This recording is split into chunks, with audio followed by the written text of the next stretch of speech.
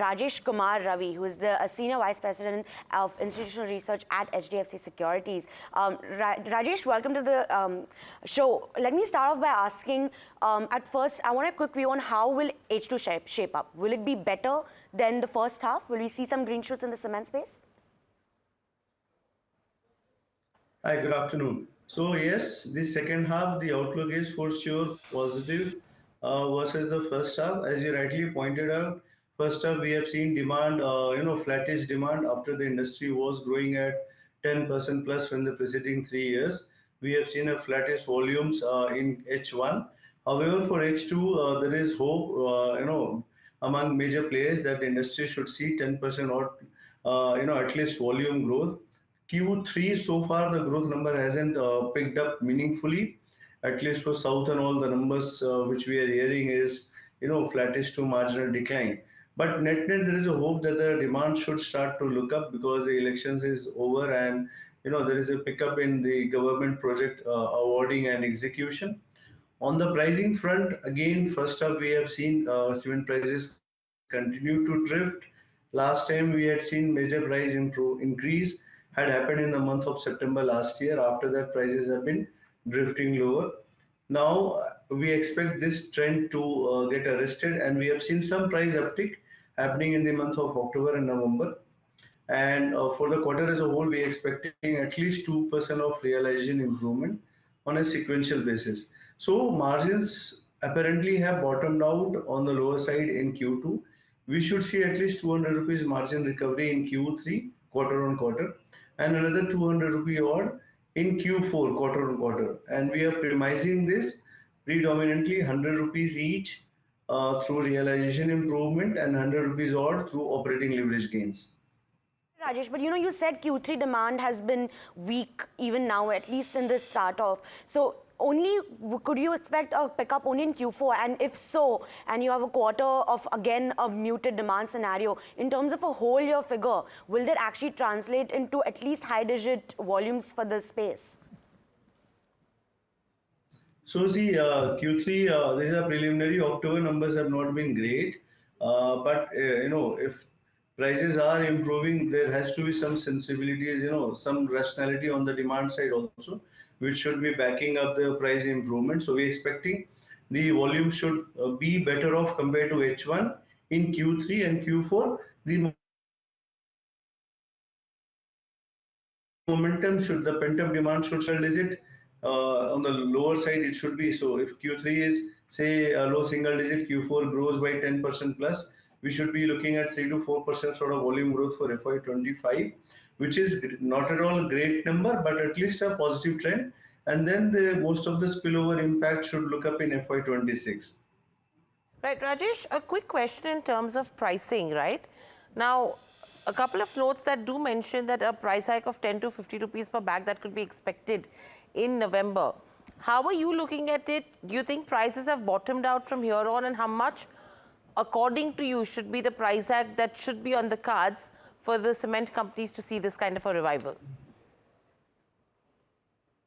So, there are a lot of hopes which is we are all building in on the rising front. Why so? Because there has been major consolidation in the industry in past 2 to 3 years. And, the cement industry is not at all making any great margins or return ratios for the amount of investments which has gone into the sector. Most of the initiatives which cement companies are talking about, 200 to 400 rupees cost reductions, they're all getting passed on, or largely getting passed on to consumers because of this stiff competition. So demand also has not been supportive, and because of the recent acquisition and the top players not focusing on rational pricing and margins, their market share gain in the short term by the bigger players is what is driving to this aggressive pricing. So given that Q2 numbers have been very poor, the top players also margin profile, if you look at between 650 to 750 rupees EBITDA per ton, is too far away from 1300 to 1500 odd rupees margin, which these companies have been guiding, over next 2 years. So it cannot be an overnight journey, and companies need to focus on the pricing front. While cost, there is room for players to increase their green power consumption, and that it will be the major delta on the costing side.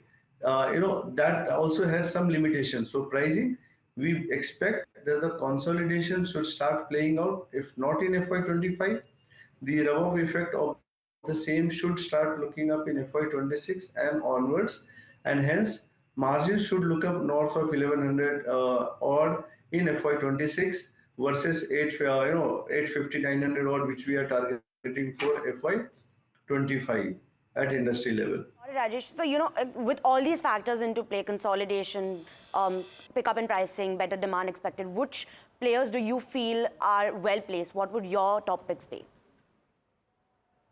Yeah, so see, because of the recent issues, Ambuja has fallen sharply, and we believe that the valuation is quite in a comfortable zone, given that both Ultratech and Ambuja have strong volume growth visibility, and margin profile should also move in tandem, given that the initiative which even Ambuja has taken up on the green power and other cost reduction initiatives. We believe Ambuja at 500, 520 level offer the valuation is at a discount, 20 to 25% discount compared to Ultratech. So we expect Ambuja to do well from a medium next 1 year perspective. It should rebound to 600 odd plus in shorter period of time.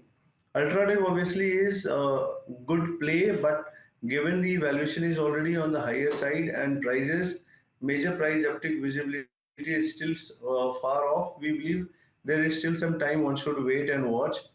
Amongst mid-cap companies, Dalmia is undervalued, $95.